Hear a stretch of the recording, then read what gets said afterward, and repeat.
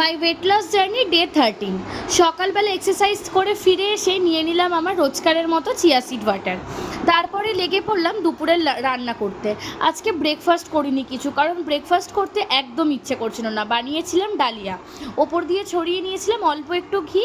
তারপর অফিস থেকে ফিরে এসে সন্ধেবেলাতে একটা লাড্ডু খাচ্ছিলাম। এটা হচ্ছে ওই হালখাতা করে নিয়ে এসেছিলো পয়লা বৈশাখে, সেইখানকারই একটা মিষ্টি। তারপর এটা ছিল আমার রাতের ডিনার, চিকেন 65। এটাই হচ্ছে আজকে রাতের আমার ডিনার। বাইরে প্রচণ্ড বৃষ্টি হয়েছে, তাই খুব চিকেন পকোড়া খেতে ইচ্ছে করছিল। বাট চিকেন পকোড়াটা বাইরে থেকে কিনে খাবো, ওটা অতিরিক্তই আনহেলদি হয়ে যাবে। তো ভাবলাম কেননা ঘরে চিকেন যখন কেনা আছে, তো বাড়িতেই কিছু বানিয়ে নিই। এটা ভেবেই ভাবলাম তাহলে রাতের ডিনারটাও একেবারে সেরে নেব। চিকেন 65 বাড়িতেই বানিয়ে নিলাম।